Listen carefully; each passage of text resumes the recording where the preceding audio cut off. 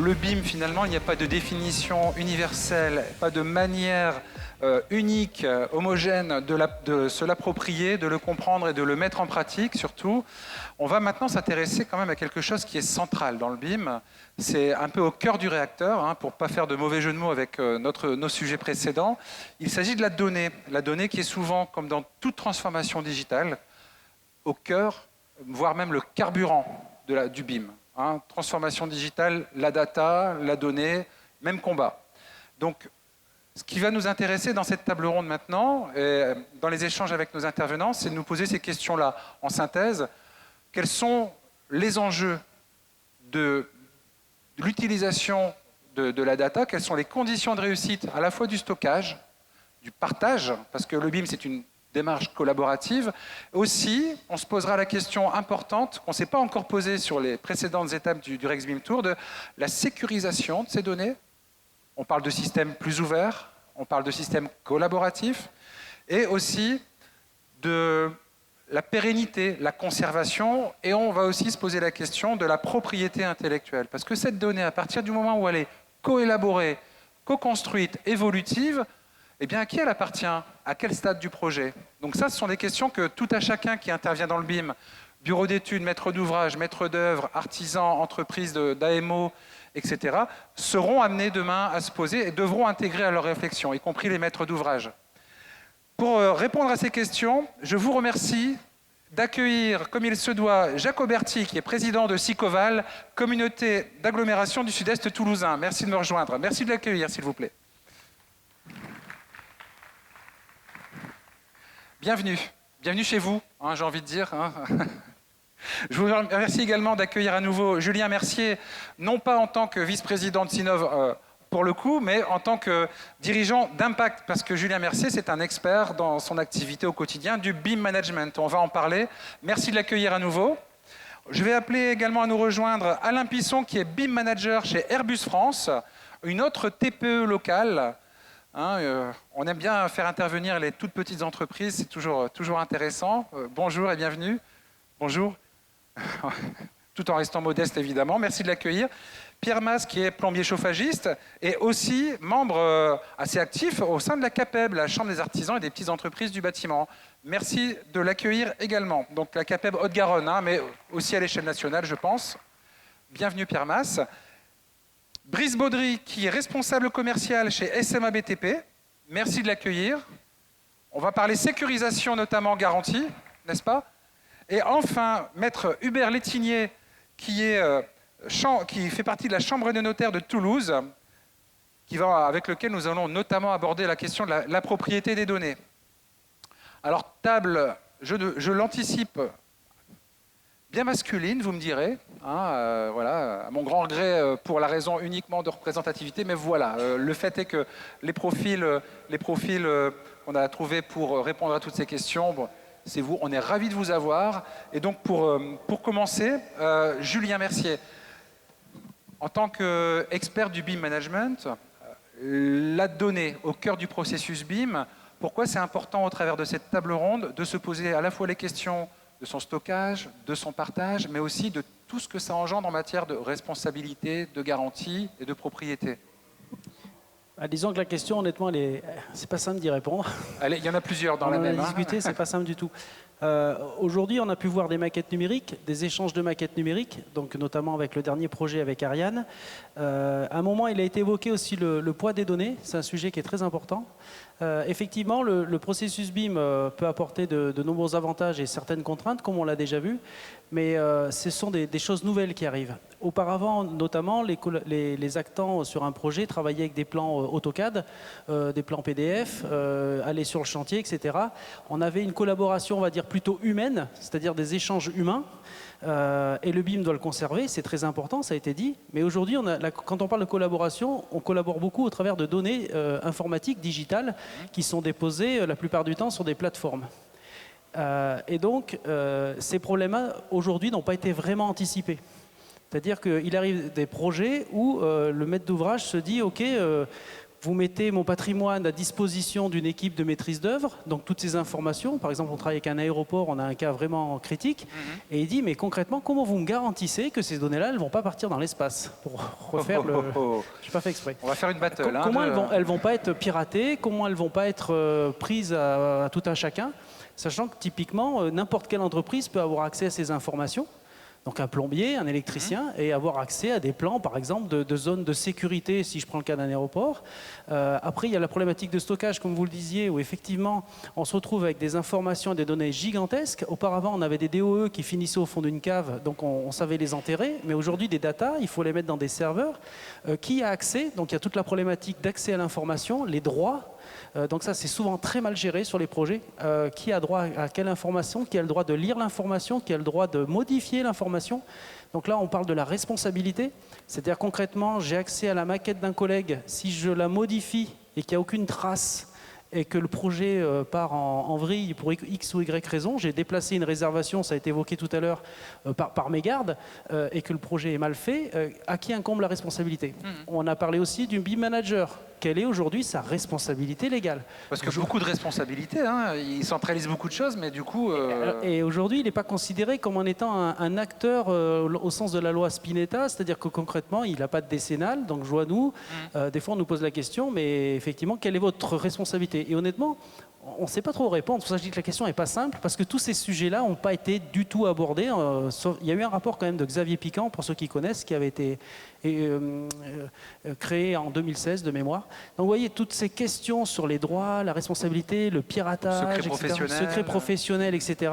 C'est un vrai sujet, et il y a des assureurs qui sont là, c'est très bien. C'est qu'in fine, dans tout ça, s'il y a un pépin, comment l'assureur aussi, mais il le dira, je ne vais pas répondre à sa place, comment il peut évaluer les risques de tout ça, vous voyez?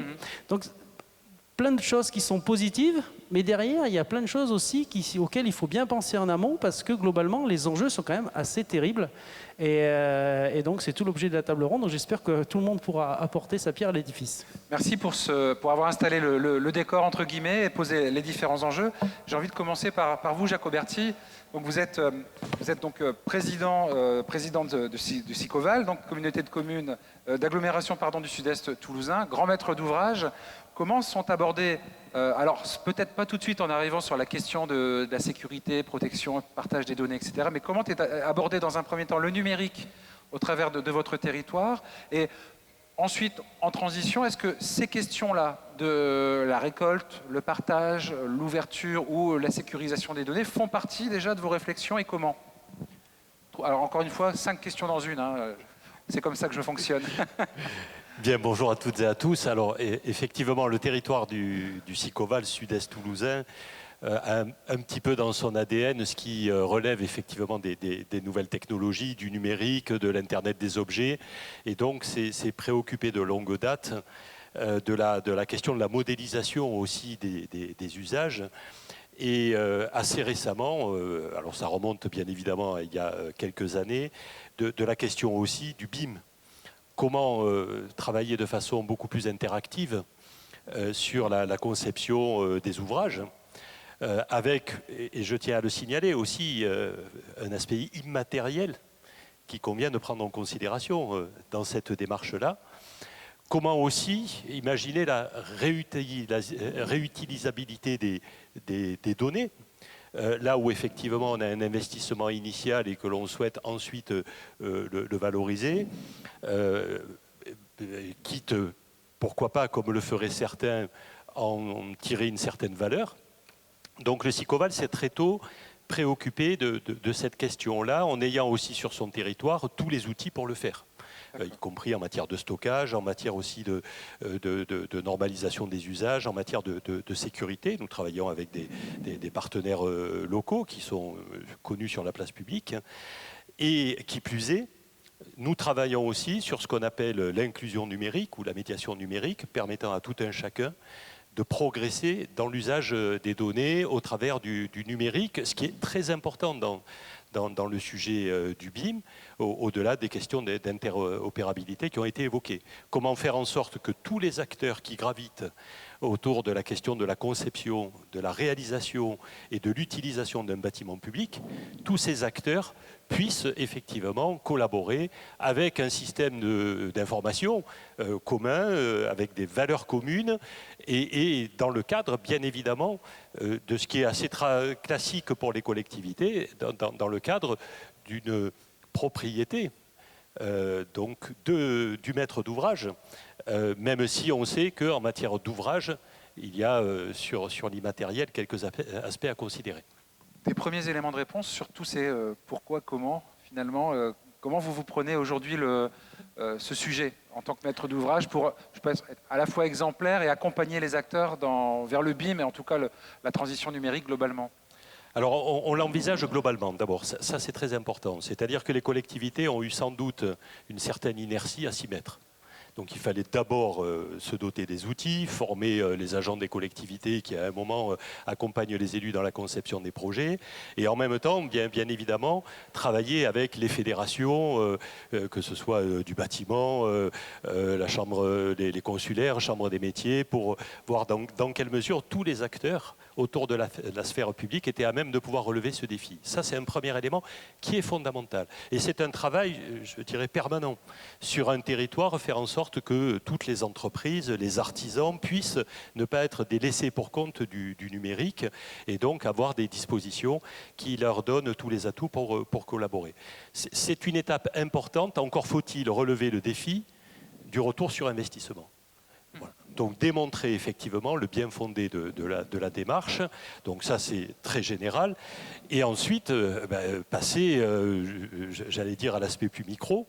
Comment faire en sorte de le mettre en œuvre concrètement dans des projets? Nous l'expérimentons, nous ne sommes pas du tout, j'allais dire, une collectivité très à la pointe là-dessus, mais nous commençons à l'expérimenter en le poussant très très loin sur deux aspects. D'abord sur la question de l'excellence en matière de bâtiment.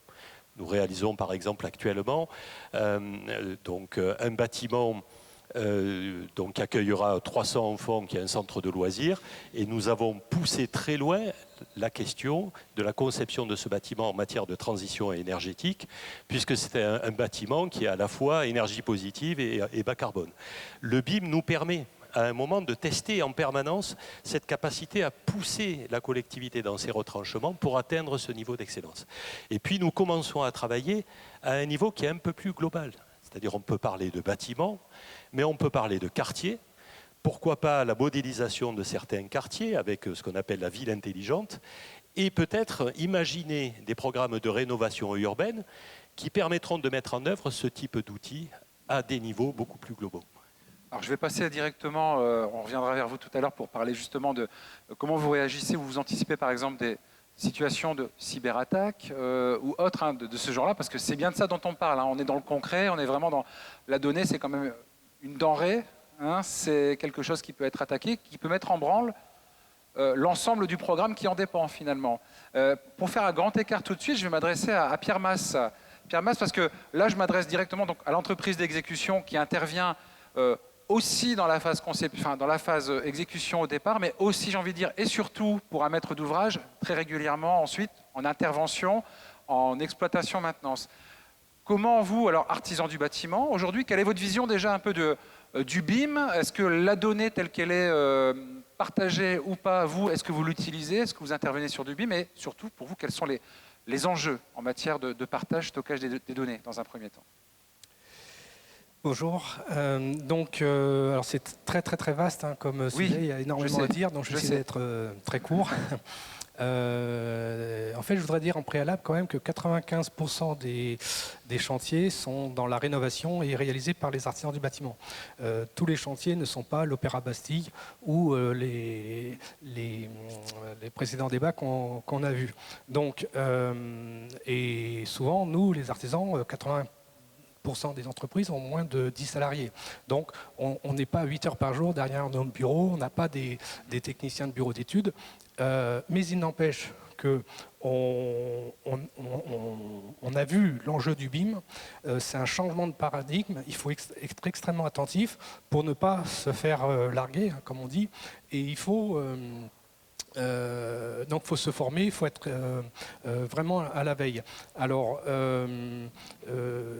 bon, moi je suis plombier chauffagiste, je me suis équipé d'un scanner 3D parce que c'est un petit peu la base du relevé du bâtiment. Alors je vois des signes quand même Julien qui fait « Ah oui, c'est pas un artisan forcément... c'est rare de voir ça pour l'instant Oui, c'est très bien. Donc vous savez de quoi on parle en tout cas. Ça, c'est intéressant. Oui, oui, voilà, tout à fait. Et donc mais par contre, des chantiers BIM, réellement, je suis en train d'en réaliser qu'un seul avec un architecte, qui est équipé de logiciels, et sur lequel donc on échange et on a une vision extraordinaire, ça a été dit dans les précédents débats, sur la compréhension des lieux, de la maquette, etc., qui sont, on a un gain de temps extraordinaire au niveau du premier abord et au niveau des exécutions. Parce que si on a une chaudière, on doit poser une chaudière sur tel mur, on peut faire un extrait 3D de la maquette, on le photographie, on le donne au gars qui doit aller le poser. Et s'il pose la chaudière sur l'autre mur, ça va être dur. Évidemment, je ne suis pas dans le futur encore avec les lunettes de réalité augmentée où là, on verra exactement le trait de niveau, les calpinages de carreaux de faïence, etc. Enfin, voilà. Donc il y a énormément de sujets là-dessus. D'accord. Pour en revenir à notre sujet, moi, ce qui me vient tout de suite, moi, quand j'entends entreprise, etc., c'est quand on est une entreprise d'exécution, on se pose tout de suite, si on revient un peu à notre sujet, à la fameuse décennale, voilà, oui. La responsabilité de l'exécutant dans la bonne ou moins bonne réalisation, etc., pendant 10 ans, etc. Est-ce que ces questions sont remises en question aujourd'hui, justement, avec ce nouveau paradigme dans vos métiers ? Ou c'est trop tôt pour en parler? Par rapport à la décennale, je ne vois pas de lien direct. Est-ce qu'il y a un autre type de responsabilité qui se dessine finalement? Parce qu'on va vous donner des données auxquelles vous n'aviez pas accès avant. Oui, tout à fait, tout à fait. Donc à travers l'IFC, qui est le PDF du 3D, mais alors on a plusieurs niveaux d'intervention. Nous, souvent, on est en lien direct avec le maître d'ouvrage. C'est pour des maisons individuelles ou des choses comme ça. Et par exemple pour une rénovation de salle de bain, des choses comme ça. Donc c'est quand même très simple. On modélise, on propose des et là. On change de paradigme et on offre un niveau de service beaucoup plus qualifié puisqu'on fait des propositions d'aménagement, on remplace une baignoire, on met une douche, et puis très rapidement, et on est dans le concret, comme si on était sur le chantier, on est sur un avatar de la salle de bain du client et on enlève la baignoire, on met là, tac, on met dans l'autre sens, tac, les plans vasques qu'on propose. En 3 minutes, on peut proposer des plans complets à condition de maîtriser Qu'est-ce qui bloque aujourd'hui chez les artisans du bâtiment, si c'est le cas, hein, évidemment? D'abord, c'est les fabricants de logiciels, les fournisseurs de logiciels, s'ils sont dans la salle. Donc, on n'est pas des multinationales, donc on n'a pas plusieurs centaines d'euros à mettre dans des locations de logiciels par mois, et on est obligé d'en investir dans plusieurs. Donc ça, vraiment, c'est un aspect bloquant des choses. Et le deuxième aspect bloquant des choses, c'est l'aspect ergonomique. Pourquoi faire simple? Non, on fait compliqué, quoi. Donc, c'est-à-dire ergonomique, c'est-à-dire quoi? La donnée en elle-même? Non. L'ergonomie, c'est la facilité de la compréhension de l'homme-machine. C'est-à-dire que moi, je veux mettre la baignoire à cet endroit-là. Si le concepteur du logiciel n'a pas simplifié les choses, il s'adresse plutôt à des gens qui sont toute la journée sur les ordinateurs, mais il y a moyen de faire simple. Il y a certains logiciels où les concepteurs ont réussi à faire simple et qu'on comprenne facilement les choses. Donc ça, c'est vraiment un point d'achoppement qui est extrêmement pénible pour nous, parce qu'on sait ce qu'on veut faire, on le fait physiquement sur les chantiers, mais là, c'est trop compliqué. Et ensuite, tout est à construire encore dans nos métiers. Par exemple, moi, je fais du photovoltaïque et je veux faire du calpinage sur le sur les toitures de mes clients. Je mets mon scanner 3D, je refais mon nuage de points. Je suis obligé de passer par 3 logiciels différents, changer de format pour arriver à aller dans le format de celui qui va me donner la productivité photovoltaïque. C'est infernal. Là, on arrive à notre sujet, on revient sur notre sujet. Ouais. Quand vous dites incompatibilité, etc. C'est pas compatible. Souvent, on a des paires de données. Incompatibilité, je disais. Ou alors difficulté de faire dialoguer entre les différents logiciels. L'interopérabilité, c'est un des sujets qu'on a déjà traité sur une des étapes précédentes. Mais pour vous, c'est un blocage aujourd'hui, l'accès et l'interopérabilité des données, c'est ça? C'est un frein, un énorme frein. C'est pas insurmontable. Bon, je suppose que tout le monde est dessus pour simplifier. Donc l'IFC, c'est le format pivot classique, mais malheureusement, il n'est pas appliqué partout, loin de là, quoi. Loin de là. Donc on est vraiment dans l'embarras. Je reviendrai vers vous tout à l'heure parce que vous m'avez expliqué, quand on a préparé cet échange, vous avez mené une démarche collective d'expérimentation qui vous a permis, je pense, avec la donnée au cœur du sujet, sur un chantier test, en tout cas une opération, on va dire, fictive, de progresser par de la prise en main, de la pédagogie, etc., avec aussi une meilleure appropriation de ce que peut représenter comme enjeu la donnée dans une opération d'exécution, etc. On y reviendra tout à l'heure. Avant cela, je vais me tourner vers Alain Pisson. Alain Pisson, donc, on se doute que chez vous, dans la société que vous représentez donc chez Airbus, les méthodes. Alors moi, c'est la première question que je vous ai posée quand on s'est parlé au téléphone. Je dis bon, dans le domaine de l'industrie, moi j'entends souvent dire que l'industrie, elle a un petit peu ouvert le champ sur les démarches collaboratives, sur la transformation, la modélisation numérique, etc. Vous m'avez dit pas forcément. Finalement, pas forcément, mais est-ce qu'aujourd'hui déjà, quand on travaille chez Airbus, on est un peu plus prêt, j'ai envie de dire, câblé déjà, que dans d'autres secteurs, par exemple que celui de la construction, pour travailler sur le BIM? Et vous nous expliquerez aussi, avant peut-être, sur quel type que représente le BIM, parce que vous travaillez à la fois sur le BIM et sur le SIG, c'est ça chez Airbus? Oui, tout à fait. Expliquez-nous ça dans un premier temps. Qu'est-ce que vous faites chez Airbus? Alors déjà, c'est le contexte d'intervention pour ma partie, c'est que j'interviens effectivement sur toute la partie exploitation. Ce qui fait qu'on utilise les maquettes BIM en tant que données 3D des bâtiments dans un objectif d'exploitation auprès des services des moyens généraux. Donc ce sont les services d'aménagement, de réaménagement des espaces, de déplacement de personnes. C'est des services liés au nettoyage, à la gestion des déchets, tous les services qu'on peut imaginer dans une entreprise, dans une grande entreprise. Donc en fait, on utilise, nous, le côté BIM est peut-être venu un petit peu dans l'autre sens. On a commencé par le BIM pour gérer l'exploitation. Et on s'attaque depuis 2 ans à la BIM comment récupérer au travers des DE les BIM qui est fait en termes de conception et production. C'est assez récent aussi, du coup. C'est récent également, oui, parce qu'en fait, le côté PLM, le côté 3D collaboratif, il y a une grande expérience au sein d'Airbus dans l'activité aéronautique. Oui, voilà, on a une trentaine d'années d'expérience sur la question. Côté bâtiment, c'est pas du tout le même registre. Déjà, on va dire que ça a commencé après 4-5 ans de façon assez séquencée. Donc, en termes de population, est-ce qu'on est câblé pour le tout digital? Je dirais globalement, en proportion dans l'entreprise, oui, mais ça dépend des secteurs d'activité. Il se trouve que le BTP, naturellement,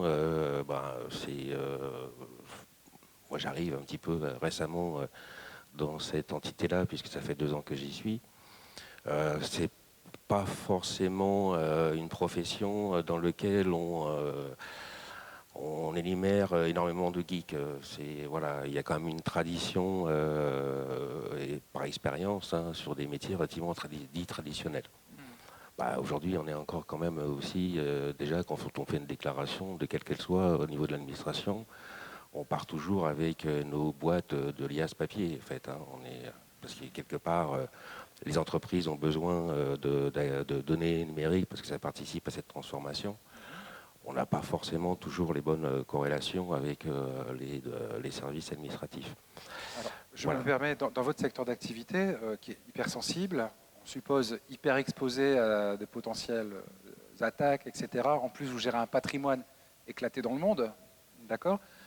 Expliquez-nous alors du coup, voilà, déjà dans un premier temps l'enjeu et comment vous abordez cette question justement du partage des données. Est-ce que vous arrivez par exemple à faire en sorte que sur un chantier, une intervention, la bonne entreprise est axée uniquement à une part unique de l'information qui lui est nécessaire, ou est-ce que le BIM fait que ça vous amène à partager plus que ce qu'il faut? Très honnêtement, on n'en est pas encore, à cette maturation-là. Donc en fait, nous tous, parce qu'en fait, il se trouve que justement, par rapport à notre activité, même si c'est pas l'ensemble, mais on a quand même des données, ne serait-ce que par rapport au BIM, qui ont une classification dite confidentielle. Oui. Donc tant qu'on est dans le contexte maison, on est sur un LAN privé, donc tout va bien. Le partage avec l'extérieur est plus compliqué. Et ce n'est pas une définition contractuelle où les prestataires s'engagent à. Aujourd'hui, on n'a pas encore, on cherche, on est en train de travailler là-dessus. On n'a pas encore de solution qui garantit cette sécurisation-là. Est-ce que ça surprend dans la salle, ceux qui sont surpris de ça, de dire que tiens, aujourd'hui Airbus n'est pas encore, enfin voilà, n'est pas. Est-ce que ça vous surprend? Si ça vous surprend, levez la main. Moi, je lève la main. Honnêtement, je me dis tiens, je m'attendais à ce qu'Airbus soit quand même au top là-dessus, dans mes fantasmes. Voilà, mais voilà. Du coup, non, mais c'est intéressant parce que depuis le début de cet après-midi, on voit que tout le monde finalement est en train d'avancer et d'apprendre sur le BIM. Donc c'est votre cas également. Vous êtes exposé à des cyberattaques. Est-ce que vous êtes exposé, oui, mais est-ce que du coup vous devez faire appel, en tout cas dans votre activité, est-ce que vous avez eu affaire à des attaques extérieures ou du partage d'informations pas malveillants mais maladroits ou qui ne devaient pas sortir de l'entreprise? De la maladresse, il y en a, bien sûr. Ouais. Après, des attaques ciblées, c'est pas notre activité aux moyens généraux qui fait des convoitises. D'accord. Mais Par vous êtes contre, challengé là-dessus? Ah, mais bien sûr, oui, tout à fait, oui. C'est ça la question. On a des obligations avec notre service informatique où on a effectivement on est très très cadré sur ce genre de choses. D'accord. Donc ça se passe comment concrètement si demain vous devez contacter, je sais pas, un bureau d'études, un artisan, une entreprise pour intervenir sur votre patrimoine en BIM, on parle du BIM. Comment ça se passe pour lui? Vous lui donnez quoi comme données? Comment? Et comment vous garantissez que tout ça, ça risque pas de partir dans la nature? J'exagère un petit peu, mais... Aujourd'hui, on n'a pas ce contrôle complet sur toute la ligne. Donc effectivement, comme on n'a pas encore une plateforme sécurisée qui permette aujourd'hui, on est sur d'échanges d'informations. Là, quand on partage une maquette, ça veut dire qu'on a déjà cette définition BIM, on les a pour l'ensemble du patrimoine en France. Néanmoins, ça veut dire que ça correspond soit à des travaux de réaménagement, des rénovations ou autres. Donc c'est une donnée qui existe. Et ça, c'est la charge de l'AMO de pouvoir effectivement récupérer cette donnée et elle sera traitée au sein des entreprises qui seront contactées pour faire ce type d'opération, en sachant que contractuellement, ils se sont engagés à suivre, à avoir une certaine organisation interne qui garantit ces données. Donc, c'est-à-dire qu'en fait, ce n'est pas non plus des prestataires qui sont choisis au hasard, mais voilà, les contraintes sont là. Mais d'un côté, il y a des contraintes qui sont données en termes de contrat, mais aujourd'hui, c'est-à-dire que quand on fournit une maquette BIM dans un état pour faire des travaux, on n'a aucune garantie autre que les bonnes pratiques qui garantissent que ces données soient bien... La bonne pratique, la bienveillance, exactement, évidemment. Ouais. Mais alors du coup, ça c'est pour une entreprise, je comprends, mais alors si vous avez sur une même opération plusieurs corps d'État qui doivent co-intervenir, se succéder, etc., comment vous garantissez aussi que ces données, finalement, ils pensent à leurs camarades, celui qui va suivre sur le chantier, comment vous garantissez? Parce que quand on parle de la sécurité des données, on ne l'a peut-être pas assez dit, de la donnée dépend le patrimoine finalement. Est-ce que ça l'expose aussi le patrimoine, concrètement, matériellement? Ça dépend de la nature des travaux et des prestations et sur quel type de bâtiment on opère. Alors il est vrai que, sans rentrer dans les détails, quand on est sur des modifications, des enrichissements, de la rénovation ou des modifications de bâtiments sur les sites de Défense Space, On a des serveurs sécurisés qui permettent de pouvoir collaborer sur ce type de service. Ce qui veut dire que nous, c'est une obligation, c'est que ce n'est pas la donnée qui sort, ce sont les prestataires qui rentrent. D'accord. Mais à un moment donné, ils ressortent. À un moment donné, ils ressortent. Ils sont obligés. Avec des données qui sont filtrées, mais ils ressortent. Oui, d'accord, avec des données filtrées. Très bien. Brice Baudry. Alors, n'hésitez pas, hein, surtout à rebondir les uns les autres, hein, sur ce que vous entendez, à compléter. On l'a compris, donc là déjà, on a parlé de stockage dans des secteurs exposés, sensibles, etc. On a parlé d'interopérabilité, on a parlé collaboration, décloisonnement, finalement. C'est un peu la vertu du BIM, le décloisonnement, la collaboration, qui finalement, comme toute innovation, amène son lot de choses qui n'ont pas forcément été anticipées dans la réglementation, dans la sinistralité, dans toutes ces choses-là. Aujourd'hui, un processus comme le BIM qui finalement rebat les cartes et rebat aussi les responsabilités, j'anticipe peut-être un peu ce que vous allez nous dire, comment vous l'anticipez, vous, en tant qu'assureur, l'impact du BIM sur justement la gestion de ces responsabilités, la sécurisation des données? Alors, le micro a un petit souci, s'il vous plaît. Hop. Allez-y, on vous écoute. L'impact du BIM et tout ce qui est la maquette numérique pour l'assurance, c'est une vraie problématique, c'est une vraie question qu'on se pose.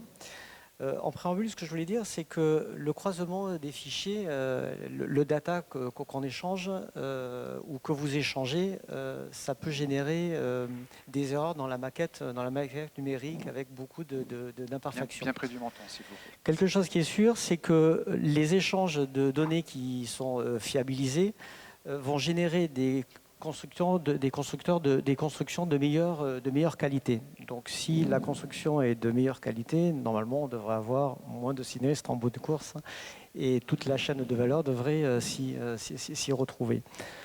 En revanche, tout ce qui est numérisation, digitalisation, on a commencé à en parler tout à l'heure, entraîne une cybercriminalité. Donc c'est surtout là où l'assureur se pose des questions sur la cybercriminalité.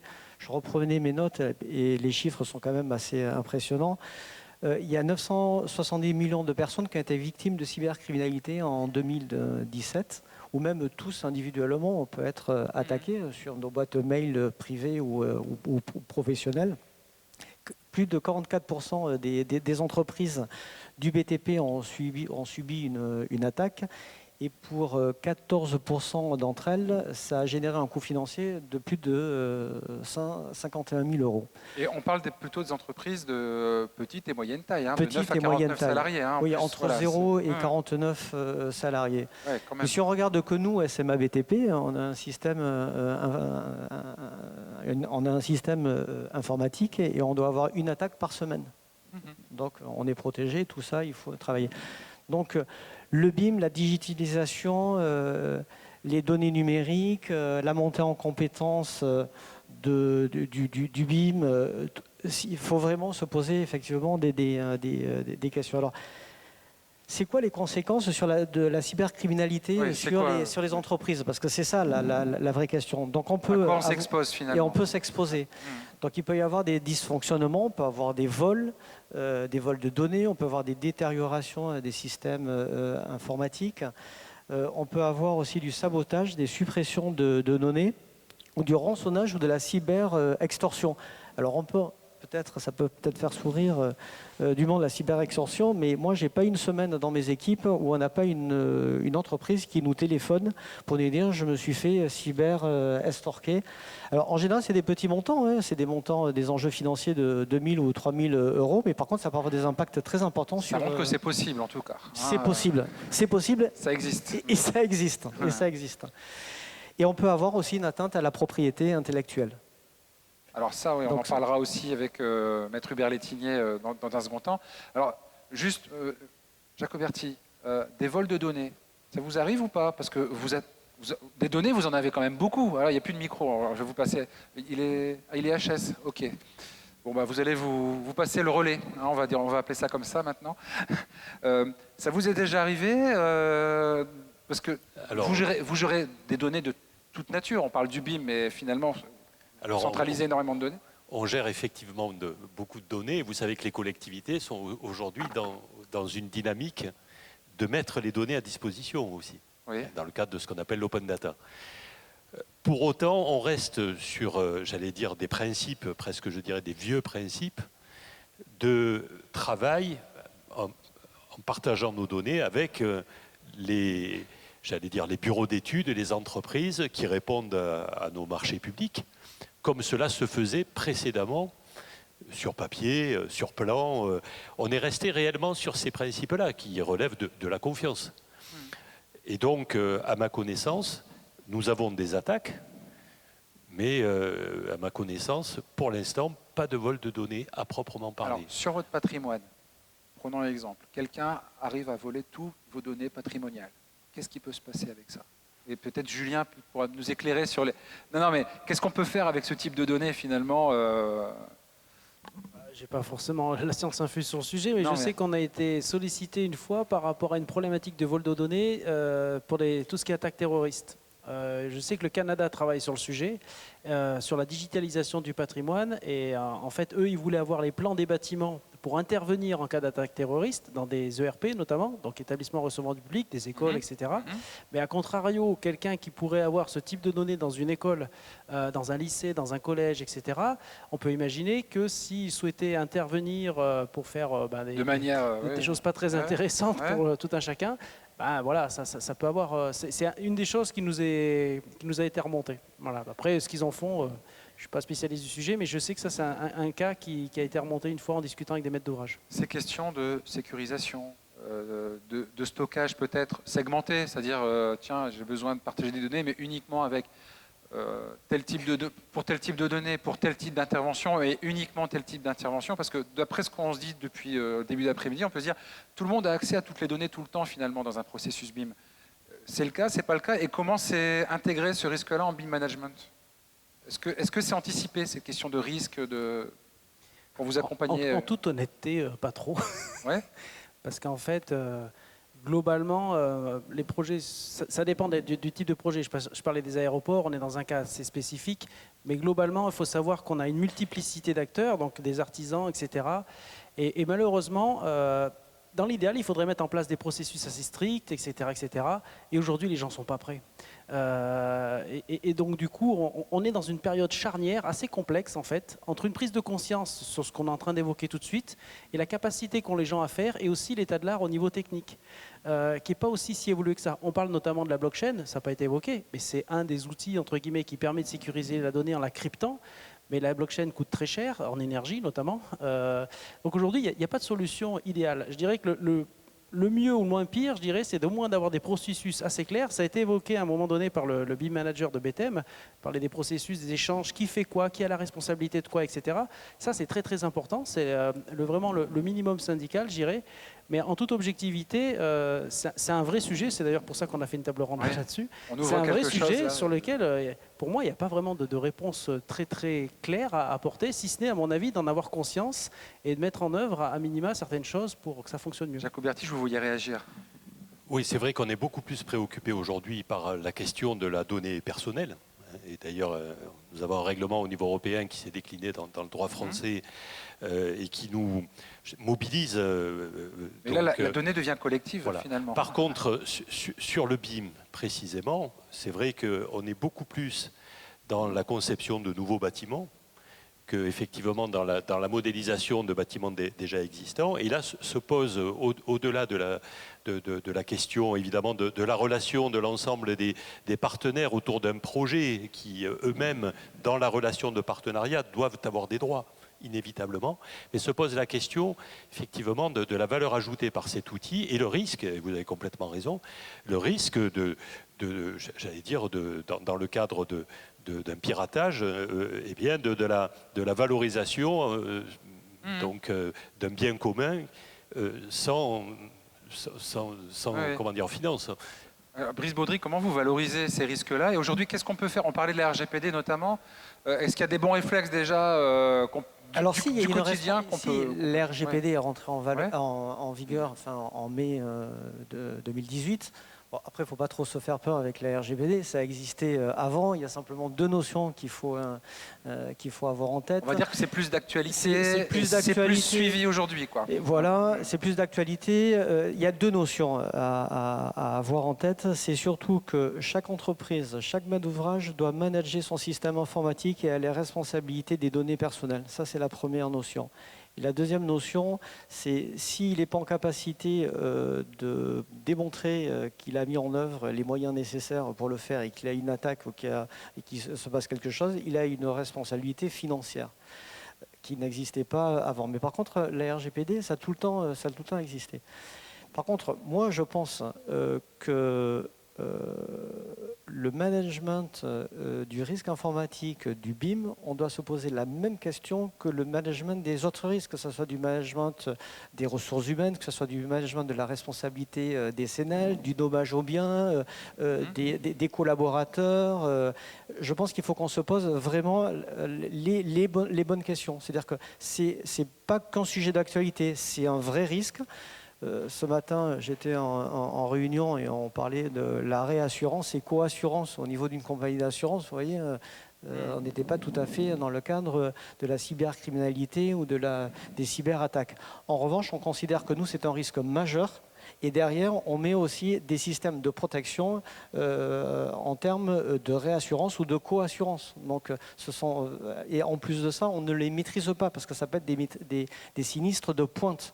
Donc, pour les entreprises, les TPE ou même pour les entreprises un peu plus significatives ou pour les maîtres d'ouvrage, il faut vraiment manager ce risque-là et se poser des questions comme toutes les autres questions que peut avoir un chef d'entreprise ou un maître d'ouvrage qui se pose dans sa responsabilité du quotidien. Alors, j'entends beaucoup, oui, Julien. Et ensuite, on donnera la parole à Maître Létinier parce qu'on va parler de par rapport à ce que propriété. vous dites, effectivement, le management de la donnée, c'est comme on pourrait le faire en RH et tout.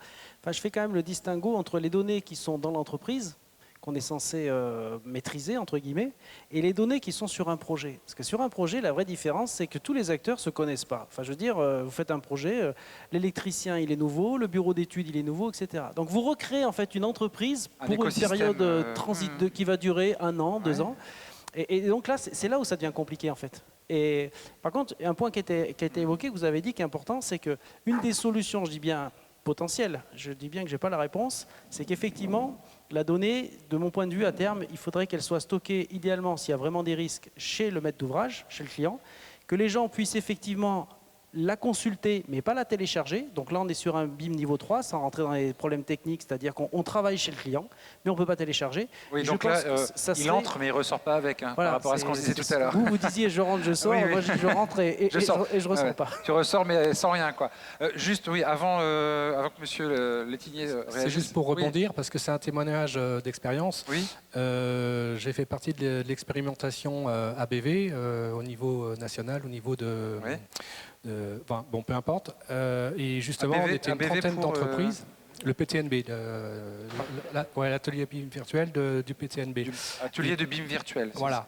Et donc, on était une trentaine d'entreprises. Et en plein mois de juillet ou en plein mois d'août, il y a une des entreprises qui s'est fait attaquer. Et du coup, c'est remonté sur la plateforme collaborative. Et du coup, elle était équipée de... C'est pas pare-feu, enfin bon, elle est équipée, ça a été détecté, il a été bloqué immédiatement. Donc, l'attaque a quand même été contenue. Donc, l'entreprise a été embêtée parce qu'évidemment, il a fallu qu'elle fasse tout un tas de trucs. Mais tout le monde n'a pas été impacté. Enfin, je veux dire, ça s'est arrêté. Non, parce que la question, c'est système ouvert, décloisonnement, réaction en chaîne. On peut se dire la réaction en chaîne peut être d'autant plus facile, du coup. Maître Létinier, j'aimerais vous interpeller sur un sujet qui vient logiquement maintenant se poser. On parlait du RGPD, règlement de protection, partage de la donnée personnelle. Là, avec le BIM, la donnée, elle devient collective, hein, co-construite. On parlait de continuum, chacun à un moment donné a une influence et donc aussi, je suppose, ou pas, une responsabilité sur cette donnée qui devient finalement plus cloisonnée mais collective. Et aussi, donc, on parle de ça et on parle de... la propriété, à qui elle appartient à un moment donné, cette donnée, quand elle est évolutive quelque part, que tout le monde peut intervenir dessus? Bien sûr, c'est une vraie question. La propriété, enfin, à ce jour, il n'y a aucune réglementation, loi, décret ou autre, spécifique à la propriété intellectuelle des données du BIM. D'accord. La question, c'est est-ce que nous avons besoin de créer une réglementation, parce qu'on en crée en permanence. Alors, pourquoi est-ce qu'on...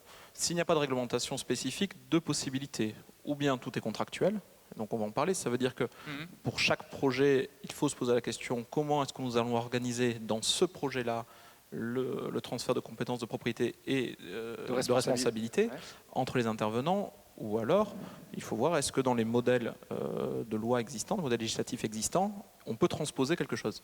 Le code de propriété intellectuelle, lorsque l'on parle de travail à plusieurs comme ça, il distingue trois cas, trois hypothèses.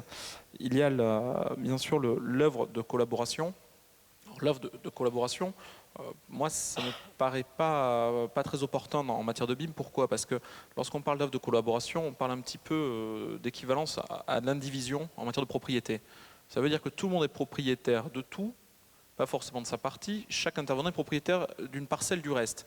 Alors ça veut dire quoi? Ça veut dire que s'il y a tel entrepreneur, telle entreprise qui participe au projet, qui ne veut pas que l'on diffuse tel élément, on ne pourra pas le diffuser, même s'il ne s'agit pas d'un élément sur lequel il a participé directement. Je ne sais pas si je suis très clair, mais vous avez monsieur qui en qualité de plombier, voilà, est intervenu, il dit non, moi, je sais pas, moi, cette revue-là, alors que c'est un beau projet, je ne veux pas en entendre parler, ça va bloquer tout le monde, même si on élimine sa partie à lui. Bon, c'est un petit peu délicat, je schématise bien sûr.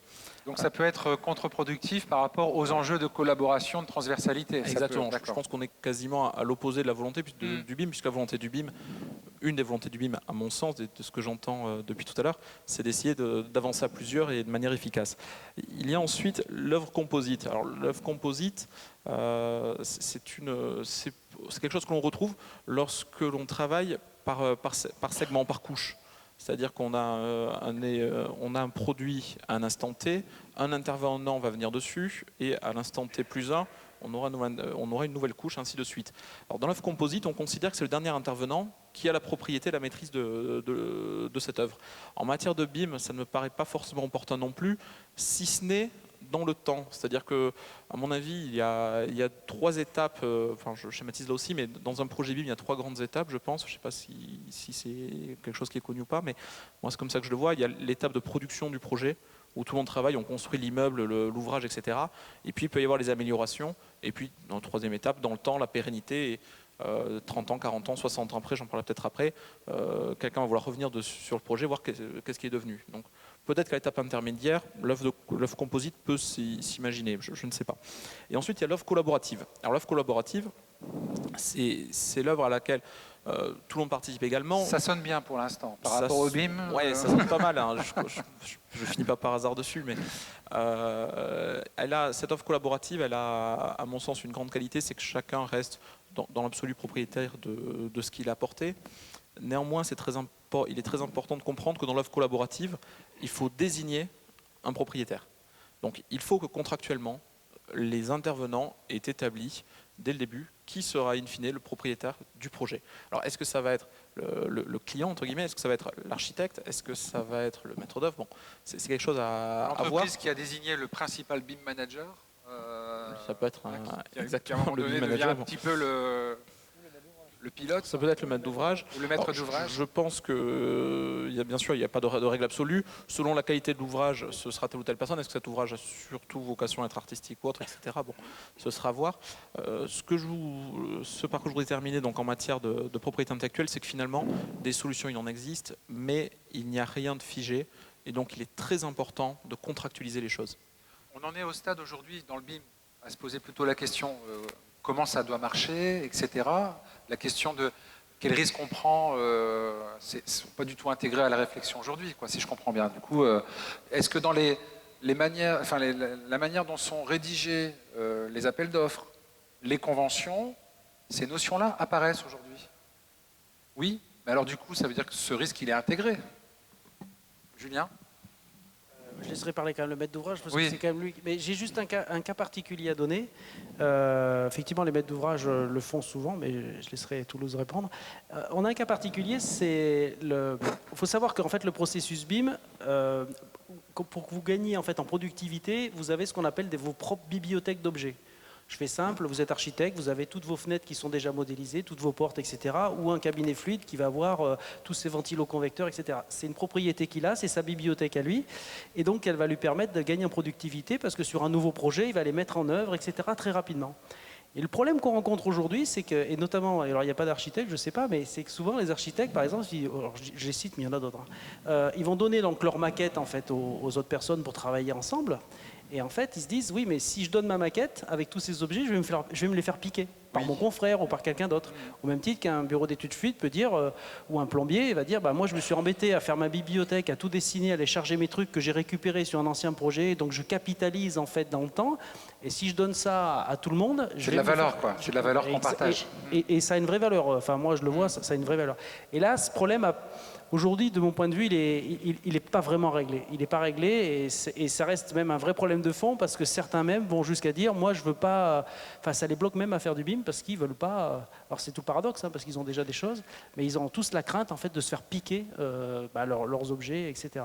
Donc, Jacques Auberti, justement, pour compléter ce que vient de dire Julien Mercier. Cette question-là, on l'avait déjà auparavant avec la propriété de l'œuvre et la nécessité, quand on reprenait donc un ouvrage, de demander l'autorisation, effectivement, et cela pouvait être refusé.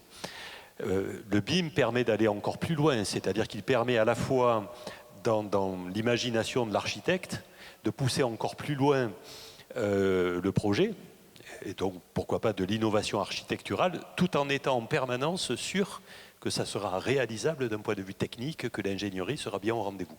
Et donc cette valeur de l'œuvre va apparaître de façon beaucoup plus nette lorsqu'on va travailler avec du BIM que sans doute elle apparaissait auparavant. Et donc cette partie-là, aujourd'hui, elle n'est pas monnayable. Donc de la même façon qu'elle était difficilement précédemment, sauf a posteriori. Et donc, je pense qu'on se heurtera au même problème dans l'avenir avec le BIM, sauf à avoir des contrats. Mais bien évidemment, les architectes, sans doute, pour la plupart, en tout cas ceux qui sont, j'allais dire, les plus renommés, les refuseront, par nature. Voilà. Donc, le BIM en soi, et aujourd'hui, j'allais dire, les clauses que l'on pourrait avoir, que l'on a même d'ailleurs dans nos cahiers des charges, au niveau des appels d'offres, le BIM en soi ne règle pas vraiment cette question.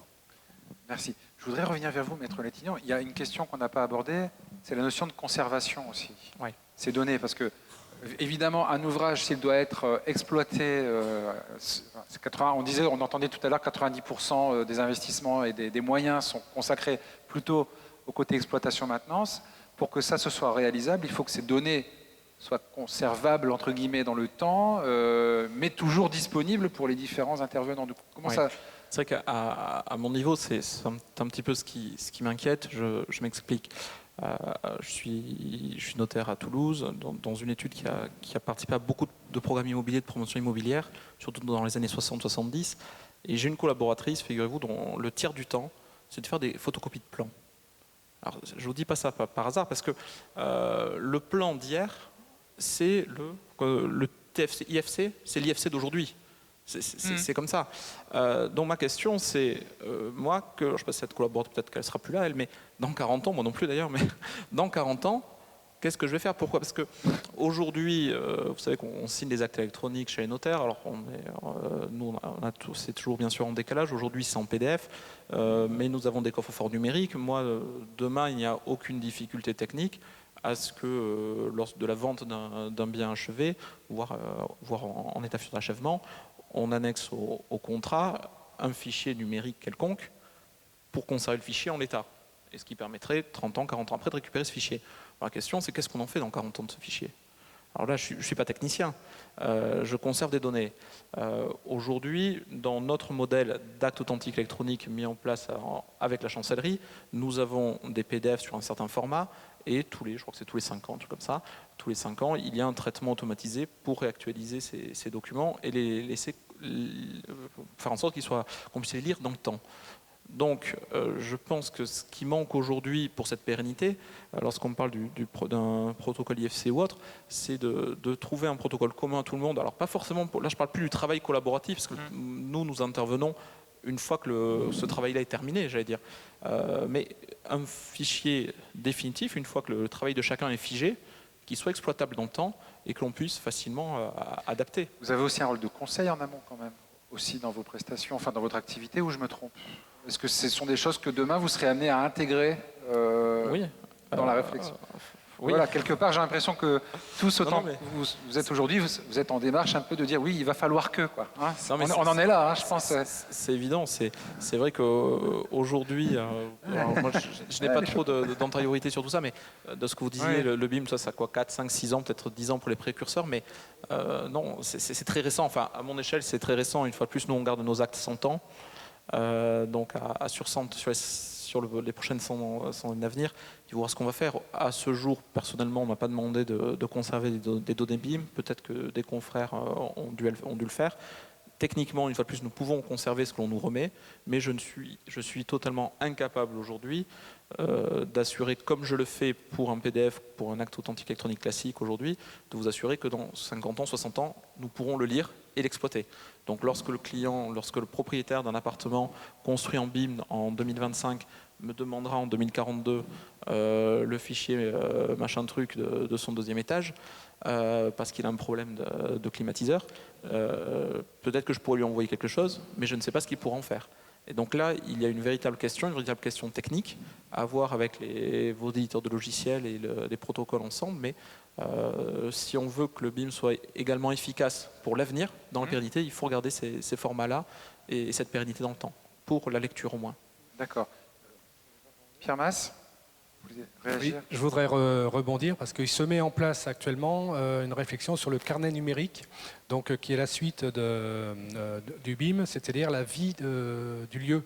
Et lorsqu'il y aura changement de propriétaire, il y aura ce carnet qui sera transmis, je suppose par le notaire, donc je n'ai pas de détails à ce niveau-là, mais qui sera extrêmement intéressant parce qu'il reflètera la vie qui s'est passée après la réception du chantier. Parce que 95% du coût du bâtiment global est autre que après la réception du chantier, parce qu'il y a tout l'entretien, etc. Donc ça, ce sera vraiment extrêmement intéressant. Alors moi, j'ai retenu, bien sûr, dans mon métier, les entretiens des chaudières, les pièces changées, etc., etc. L'accès aux gains techniques, et après, ça s'envole. Hein. Voilà. Et demain, comment est utilisé plus ou moins bien tel type d'équipement par ses utilisateurs, les habitants, etc. Enfin, des données aussi sur l'usage. Il y a beaucoup ça va s'enrichir de toutes ces données-là demain, je suppose. Hein. Les objets connectés vont permettre de monitorer aussi, au-delà des bâtiments, leurs équipements, etc. Donc, du coup, bien malin et celui qui, qui va J'entends savoir bien ce qui va se passer demain, mais grosso modo, avec les lunettes de réalité augmentée, on pourra les visualiser à travers le faux plafond ou les gaines techniques, là où passent les réseaux, et on pourra l'artisan qui passera sur place pourra comprendre ce qui se passe. Et c'est un pesant d'or pour nous, c'est un gain de temps infini, c'est une diminution des coûts, donc il y a des choses extraordinaires à condition de savoir où est l'accès. Parce que malheureusement, on nous exige des DOE aujourd'hui, et quand on veut y avoir accès, malheureusement, c'est au fond d'un placard et on n'y a jamais accès. Donc on est obligé malheureusement de casser les cloisons, de voir ce qui se passe derrière, etc. Enfin, voilà. Donc moi, je suis très optimiste. Je pense que ça va nous arranger tous, ça va diminuer les coûts, et il faudra par contre avoir un lieu commun où est stockée l'information. Voilà. Alors, je reviens, je profite du fait que vous preniez la parole parce qu'on va reparler sinistralité, Brice Baudry, parce qu'on a compris que finalement des données partagées, anticipées, de qualité permettaient de diminuer potentiellement la sinistralité d'un programme, de mieux le maîtriser. Mais malgré tout, comment on se protège aujourd'hui par rapport à ces risques de fuite, de piratage, de données malgré Nous, tout. assurons, on n'a pas toutes les réponses. Quelque chose qui est sûr, c'est qu'il faut revenir aux fondamentaux et il faut avoir ce qu'on appelle une hygiène informatique. Moi, Concrètement, des conseils, quand je dis c'est une hygiène informatique, c'est avoir des mots de passe sécurisés très forts, mettre à jour les logiciels, qu'on a des pièces jointes qu'on ne connaît pas forcément les ouvrir. Et dans tout le système informatique et dans le management du système informatique aussi, c'est le même vocabulaire que le corps, c'est de l'hygiène corporelle. Et c'est pour ça que je dis c'est de l'hygiène informatique. Et il faut être sur des fondamentaux. Et pareil, dans le cadre d'une entreprise ou même chez un maître d'ouvrage, puisque je sais que de Sicoval, une partie de vos équipes sont venues chez nous justement pour se poser la problématique, comment sécuriser les données et comment on pouvait accompagner tout ça auprès des maîtres d'ouvrage. Donc il y a des solutions. Mais quelque chose qui est sûr, c'est que déjà à la base, il faut avoir... Je vais le redire, hein, parce que je suis même allé chercher sur Internet pour regarder si les informations que je donnais, il ne pouvait pas y en avoir davantage. C'est avoir des mots de passe déjà bien sécurisés. Donc, sur chaque opération, avoir des mots de passe sécurisés. Dès que vous avez des mises à jour de logiciels informatiques, il faut les faire dans les 24 heures ou les 62 heures dès que vous les avez. Quand vous avez des pièces jointes, vous connaissez même le destinataire, mais la pièce jointe, vous sentez qu'il y a quelque chose qui ne va pas, il ne faut pas l'ouvrir et faire systématiquement un nettoyage. Si déjà vous avez ces 3 actions-là, et une 4e que peut-être que j'ai oublié, c'est la délégation d'informations ou la délégation que vous avez dans vos entreprises. C'est-à-dire que si vous avez un collaborateur, il faut donner des pouvoirs, et si ces pouvoirs est déléguer des pouvoirs, s'il n'est plus là, il faut sortir les délégations. Mais tout ce que je dis, c'est les fondamentaux de gérer d'un système informatique. Et je redis ce que je disais avant, hein, c'est bien du management informatique, comme on se pose des questions sur le management RH, sur d'autres risques. Alors c'est vrai, c'est de nouvelles problématiques.